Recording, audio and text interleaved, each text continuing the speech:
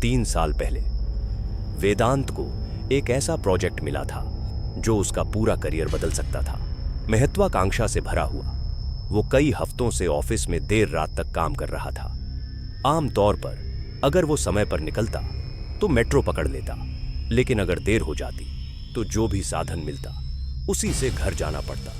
एक सर्दियों की रात वेदांत काफी लेट हो गया था। वो खाली स्टेशन में दौड़ते हुए नोएडा जाने वाली आखिरी मेट्रो तक पहुंचा। स्पीकर पर आखिरी अनाउंसमेंट हो रही थी और दरवाजे बंद हो रहे थे। सांसों से भरी ठंडी हवा में किसी तरह वो आखिरी डिब्बे में चढ़ गया। जैसे ही वो बैठा, मेट्रो में हल्का सा झटका आया और ट्रेन चल पड़ी। तभी वेदांत ने एक अजीब बात नोटिस की। पूरी ट्रेन में वो अकेला था।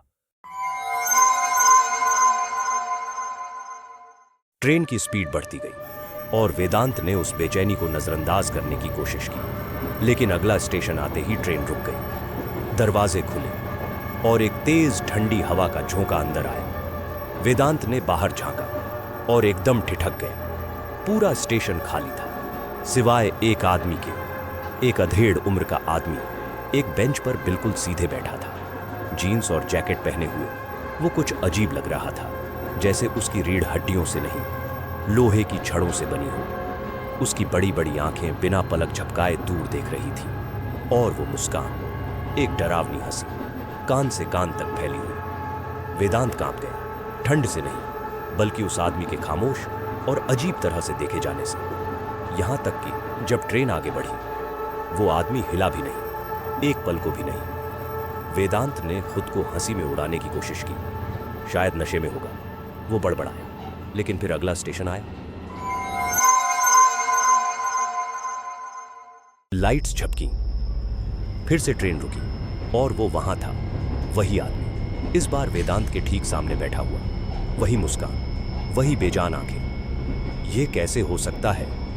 वेदांत हक्का बक्का रह गया। वो ट्रेन से पहले यहां कैसे पहुंच गया? फिर उस आदमी ने सिर उठाया, उनकी नजरें मिली। वेदांत का दिल जोर जोर से धड़कने लगा। वो घबरा गया और दौड़ता हुआ ड्राइवर के केबिन की ओर गया। धातु की दीवार को पीटते हुए चिल्लाया, कोई है? सुन रहा है कोई? कोई जवाब नहीं। फिर ट्रेन चल पड़ी। एक और स्टेशन, एक और डर। अब की बार वो आदमी बैठा नहीं था, बल्कि प्लेटफॉर्म के किनारे खड़ा था, सीधा वेदांत की तरफ देखता हुआ। और फिर वो चलने लगा, पर इंसानों की तरह नहीं। हाथ पांव ऐसे हिल रहे थे जैसे किसी ने डोरियों से खींचा हो। अजीब झटकेदार चाल। वेदांत चीखा और पीछे हट गया। कोच दर कोच भागता गया जब तक दरवाजे फिर से बंद नहीं हो गए। अब वो ट्रेन में फंस गया था, उस चीज के साथ। ट्रेन झटके से रुकी।